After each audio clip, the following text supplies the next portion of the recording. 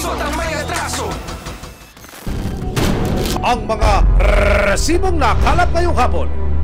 Mga residente sa isang barangay sa San Jose del Monte, Bulacan, iisang sigaw, ang baho! Silent but deadly raw ang amoy na nagagaling sa kanilang kapitbahay. Matapos ang pag-aksyon ng resibo noong nakaraang taon, natuto na kaya ang may-ari ng inireklamong lote matapos makitaan ng iba't ibang violations. Sa halagang daan-daang libong piso, isasangla raw sa iyo ang isang apartment unit sa Taguig. Pero sa loob lang ng 2 taon, maaari mo itong tirhan ng walang upa at hulog. At money back guarantee pa, perfect deal, hindi ba? Ang siste, matapos daw makubra ng landlord ang bayad, bigla na lang walang move-in na magaganap at si landlord nawala na lang na parang bula. Ano man reklamo, bibigyan tugon. Bawat hinaing at problema, hahanapan ng solusyon. Ito ang bago ninyong sandigan, hindi palalampasin ang mga tiwali at maling gawi. Dito, walang ligtas ang kabisado at lalong walang lusot ang may atraso. Dahil ang lahat, hahanapan natin ang resibo. Magandang hapon ako po si Emil Sumangit. Noong nakaraang taon, inaksyonan ng resibo ang reklamo sa mabawong amoy na nagbumula sa isang lote sa San Jose del Monte, Bulacan. Nang mapasara ang fasilidad, nawala na ang malansang amoy. Pero ano na naman daw itong bagong amoy na umaaligasaw? Sa isang barangay sa San Jose del Monte, Bulacan, amoy patay raw ang hangin na nasasagap ng mga residente. Kahit gabi po, kahit tulog ka lang, gigising ka sa baho. Yung mga pamangkin ko po sa kabila, talagang iba nagka-aside na rin po talaga. Hiling ni Buboy, masolusyonan na ang pinanggagalingan ng masangsang na amoy sa kanilang kapitbahay. Gusto lang po sana doon, mapatigil lang yung ginagawa nilang yung mabaho na yun. Wala problema po kung sana buhay nila eh. Kaya na-permission na po sila. Mga kapuso, nakatindig po mismo ako sa lugar kung saan kinunan ng complainant ang video na ipinadala po sa resibo. Kung inyo makikita, sa video meron doon trapal na kulay asul. Diyan ho yun. Sa likod ng trapal na yan, sinusunog yung mga basura. Nang idulog ng resibo sa barangay ang mga hinaing ng mga residente, ibinahagi nilang minsan na raw nilang napasok ang naturang bodega. Yan o, tingnan mo, dahan-dahan baka lumubog ka kasi puro mga sibo yung tinambak. Ayon sa barangay, nag-apply naman ang may-ari ng permit noong 2022 bilang used goods trading o tulad sa Japan surplus. Hindi na nilang nagawang mag-renew ng mga permit. Pero bukod pa rito, tila may iba pang pinagkakabisihan na business ang may-ari. Something is fishing nga. November 2024, unang nakipag-ugnayan ng resibo sa LGU ng San Jose del Monte, Bulacan. Agad na nagkasa ng surprise inspection ng Business Permits and Licensing Office, City Health Office, City Environmental and Natural Resources Office at iba pang departamento para ilabas na ang baho ng negosyong inirereklamo. Pagpasok, tila landfill ang peg ng lote. Mga residente sa San Jose del Monte, Bulacan, nagrereklamo dahil sa nakakasukang amoy sa kanilang barangay. Ano nga ba ang nangungumakong amoy na iyan? Nang lapitan ng mga sako na pinagpipistahan na ng sangkatutak na langaw, lumuwa at bumulwak ang dugo mula sa mga ito. Bahaw, parang patay na tao. Nang tignan ng malapitan, laman loob at mga hasang pala ito ng mga isda. Ayon sa tauhan, ginagamit daw ng kanyang amo ang mga ito bilang pagkain sa kanyang fish pond business. Bakit po patuloy kayo nag-operate? Yan sa operation namin, sir. Para din sa amin sa hanap buhay. Dahil sa mga natuklasang patong-patong na violation, nagpasya ang LGU ng San Jose del Monte, Bulacan na ipasara ang establishmento. Una-una, nag-operate sila ng walang sanitary permit. And then yung mga empleyado, wala ring health certificate. Pangatlo, walang personal protective equipment. Sa solid waste, yan po ay na-violate nila. Nakita nyo, mixed waste. Pati yung Clean Water Act. Nakita mo yung kanal. hindi dumadalo yung tubig. Ang inapalayan pa nilang nature of business, used goods, trading. Paano po naging isda, mga sir? Operating po sila without a business permit. So, yun po yun nasa Chapter 3, Article 5, Section 62 ng Local Government Code po at ng City of San Jose del Monte Revenue Code. May violation na siya sa zoning. Yung junk shop is not allowable dun sa area dahil residential po yun. Ayon din sa Health Office ng San Jose del Monte, malaki ang panganib ng ganito karumi at kabahong lugar sa kanilang komunidad. Kami naman sa city environment nga, pati sa environment, so nakita talaga natin na ang dami naging paglabag, no? Hinggang sa hindi wastong pamamahalan ng basura. Siniguro ng LGU ng San Jose del Monte, Bulacan na inatasan na nila ang may-ari na linisin at dispatchahin na ang mga inimbak na mga laman loob. May violation po ako. Ay, pasensya na po. At hindi na po mauulit. Sana mabigyan ako ng pagkakataon mo dapat samantala. Sinubukan din ng resibo na makapanayam ang may-ari ng property. Hindi ko na siguro i-reduce sir yung kanyang kontrata. Kasi isinarado na po ng city eh. Matapos ang pagpapasara, binalikan ng resibo ang site. Makalipas ang 1 taon, wala na ang nakasusulasok na malansang amoy. Kung sa dati wala na yung nangangamoy na hatang. In-stop na talaga nila. Eto na mo, walang tunog kasi dati maingay, nagmamay. Wala na. Pero, teka! Ang inireklamo naman ngayon, ang amoy ng nasusunog na tanso at basura! Yung mga bata lang po yan nagsusunog po dyan ng mga nakalakal nilang tanso. Mabaho po. Mga ko sa ilong, yung para kang na ilong. Minsan nagsusunog sila talaga ng tanso. Kaya naman muli itong ininspeksyon ng barangay Gaya-Gaya dahil ang amoy naman ngayon, tagos-baga na raw. Meron pong naabutan na nagsusunog. Kaya po pinag-issuean po namin ng citation ticket po ng open burning po. I-inspection na lang po ulit, kakausapin po ulit. Kasi po as per record po namin, wala po sila ulit na kinuha na aming clearance. Sa barangay po kasi clearance lang po yung binibigay namin. Pagpasok sa lote, bukas na bukas ito at patuloy pa rin nag-ooperate. Bulto-bulto ng basura ang nakatambak. Makikita ang usok na nanggagaling sa pagsusunog ng basura. Wala ang may-ari ng junk shop pero nakausap namin siya sa telepono. Pinaprocess kasi yung bangko ko. Ngayon lang ako lumabas. Kagabi lang. Kaya naipon na naipon. Yung area niyan ay itong linggo na to, mag-clear mo na yan. Ayon naman sa may-ari ng lupa na si Dante Del Mundo, nangako naman daw ang kanyang tenant na mag-aasikaso ng mga permit pero hanggang ngayon, wala pa rin daw ito. Eh di ba po may binibigay naman po kayo sa kanya na certificate of occupancy. Yun po kasi yung kailangan po para po makakuha ng permit. Nangingi na siya sa akin ng contract. Pagkatapos nangingi na siya sa akin ng xerox ng titulo eh. Kaya hayaan niyo, tutulungan ko na lang kayo para makapag-apply siya. Hanggang ngayon po, until 2025, wala pa rin pong permit. Napag-alaman din po namin na noong 2023 po, nakarehistro pong pangalan po ng negosyo po nila ay surplus. Eh naabutan nga po natin, mini land mill na po siya. Tinignan din sa San Jose del Monte City Office ang records ng negosyo. Kumpirmado, wala rin nakitang anumang aktibong permit dito. In this case po talaga, wala pong documentation eh. And not to mention, marami pong reklamo dun sa mga adjoining establishments and mga kapitbahay po. So pag ganun pong walang any kind of paperwork, talagang immediate po. We take action and pinapasara po na. Sir, hindi pa po talaga tayo nadala. Ha? Ayon sa may-ari ng junk shop, may inaayos lang silang papeles para maiproseso ang mga permit. Nagkasundo na kami nung may-ari ng lupang yan. Nabili ko na po yung area na yan. May contract to sale na kami na para magkaroon ako ng karapatan para makapag-apply ako ng zoning permit sa city. Noong nakaraang linggo lang, ipinasara na itong muli ng city office at blacklisted na ito sa pag-file ng business permit. Pag ganyan, naka-negative list na po eh. Pag meron ka nang na-incur na violation, not to mention na na-issue ka ng cease and desist order or permanent closure, definitely po nasa negative list na siya. Good as blacklisted na po yun. Ayon sa barangay at lokal na pamahalaan, sisiguruhin nilang matigil na ang pagsusunog ng basura sa lote at mahinto na ang pag-iimbak dito ng basura.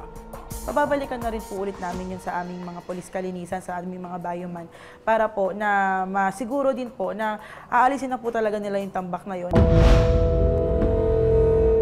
Walang mali sa paghahanap buhay, pero oras na labis nang nakapeperwisyo sa kapwa at minsan ka nang nasita ng mga kinauukulan, mayroong hangganan at parusa ang pagsasawalang bakala sa kapakanan at kalusugan ng karamihan.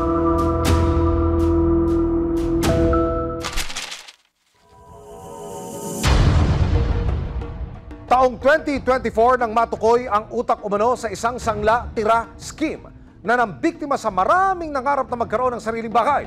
Pero makalipas lang ang isang taon, balikan natin ang kaso. Lumapit na nga ba ang mga biktima sa inaasam nilang hustisya o naging mailap ito sa kanila?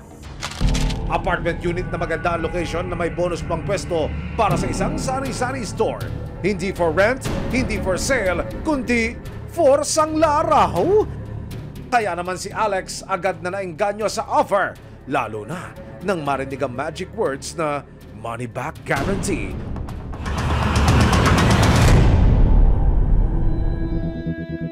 Pero ilang buwan na nakalipas, dumulog sa resibo si Alex dahil ang kanyang daang-daang libong piso natangay na raw. Gusto po sana namin bumukod ng partner ko para makapagsimula nga din po. Tapos yung unit po kasi na yon, nasaktuhan po na may abang po siya ng tindahan. So, plano rin po sana namin mag-business. Ayon sa offer, 2 taon daw nakasanla kay Alex ang unit at wala na raw siyang babayarang buwan ng upa. Kaya naman malaking tipid ito para sa kanilang mag-partner lalo na kung susumakin ang 350,000 sa loob ng 2 taon.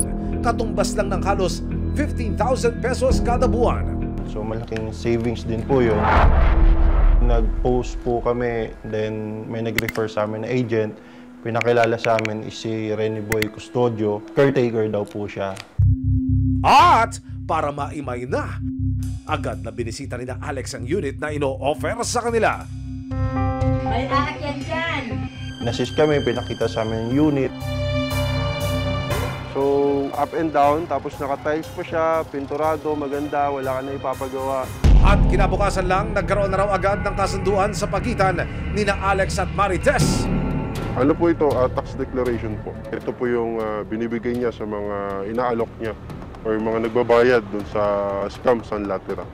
Second page, kasunduan din po na pinanotary. So ito po yung proof na nagbayad kami and nag-agree kami doon sa terms na binigay niya, which is 2 years.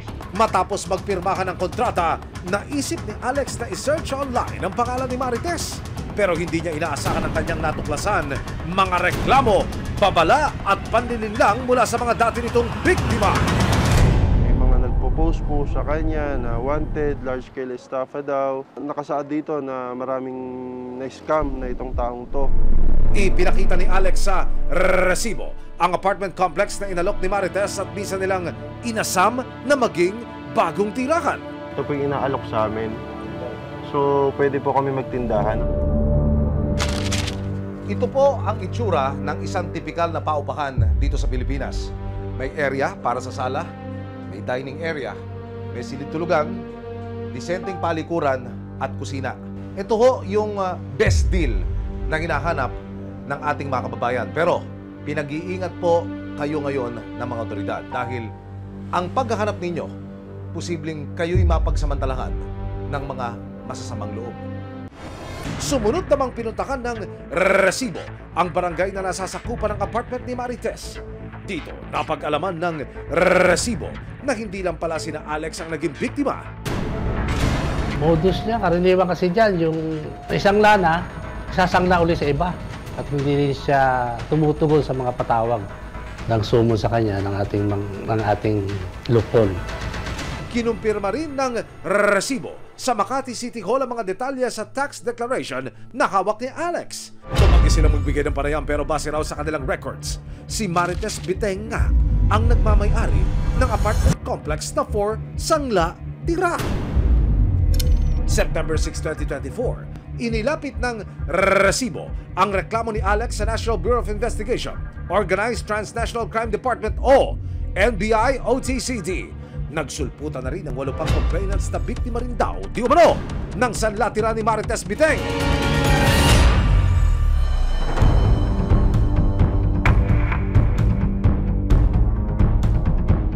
Noong Kung hawak nyo na ho yung complaint, kaya hindi yung buong impormasyon tungkol sa kaso, paano nyo ho ito binalidate? At ano ho ang nadiscover ninyo upon validation?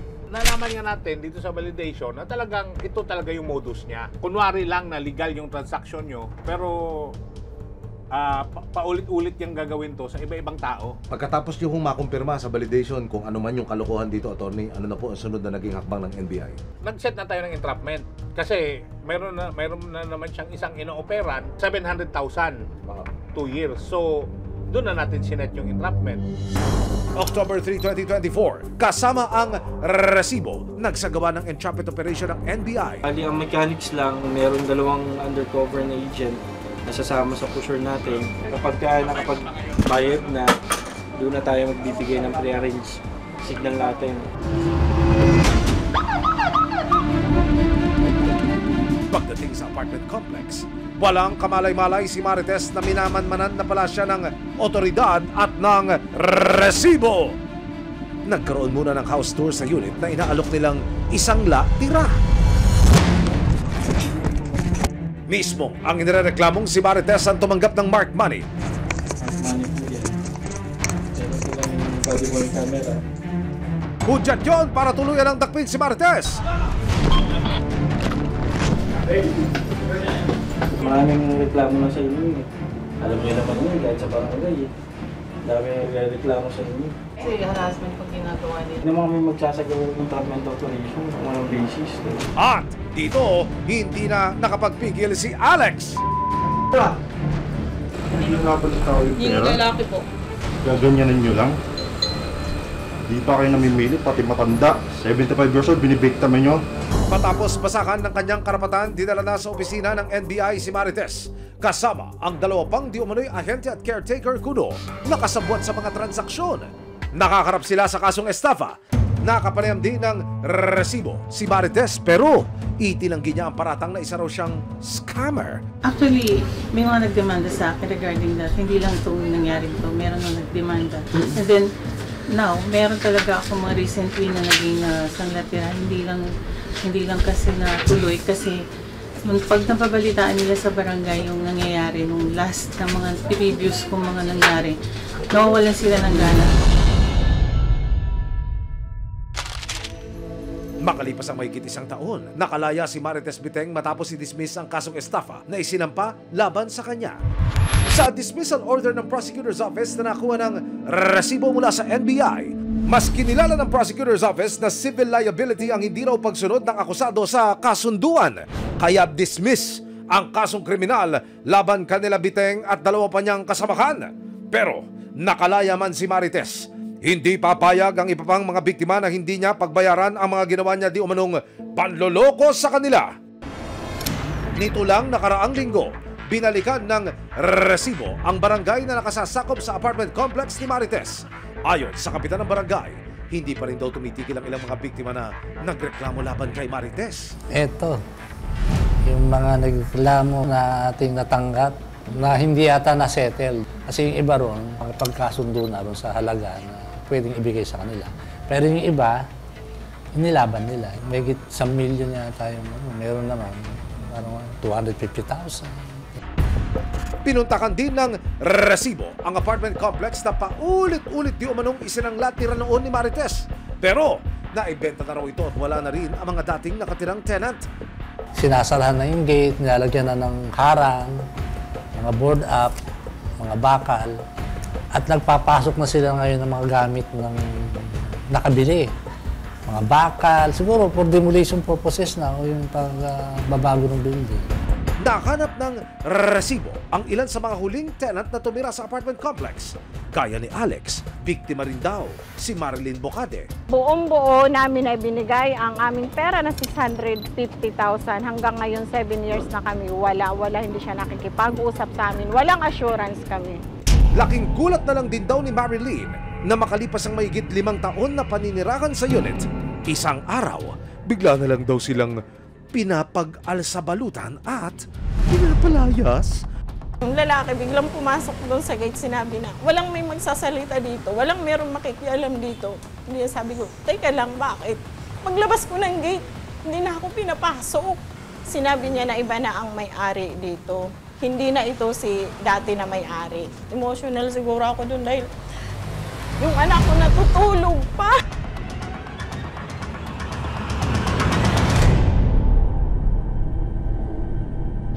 Dahil sa nangyari, napilitang maghanap ng malilipatang apartment unit si Marilyn. Ito na po yung aming nakuha na nirent namin ngayon. Dito, meron na ako peace of mind. Meron na ako tubig, may ilaw na ako doon. Araw-araw masakit ang ulo ko, stress, anxiety, lahat nandun na nakuha ko.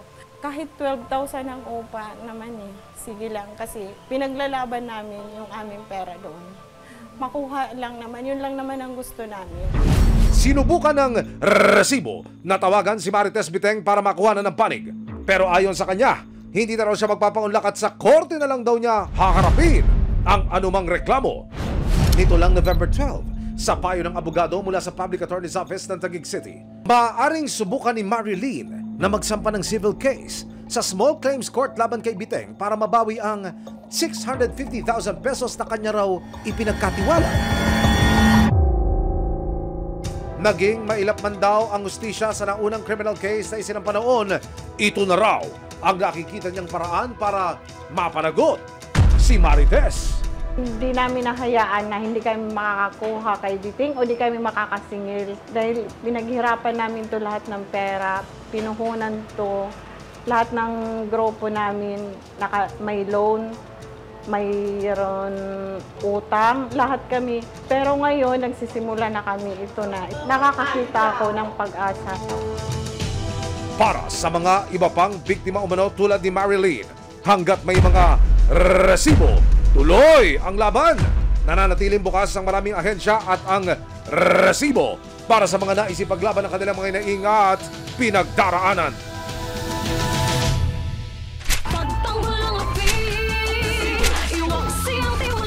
Sama-sama nating ituwid ang tiwali at baluktot. Itakwil ang maling gawi at modus na bulok.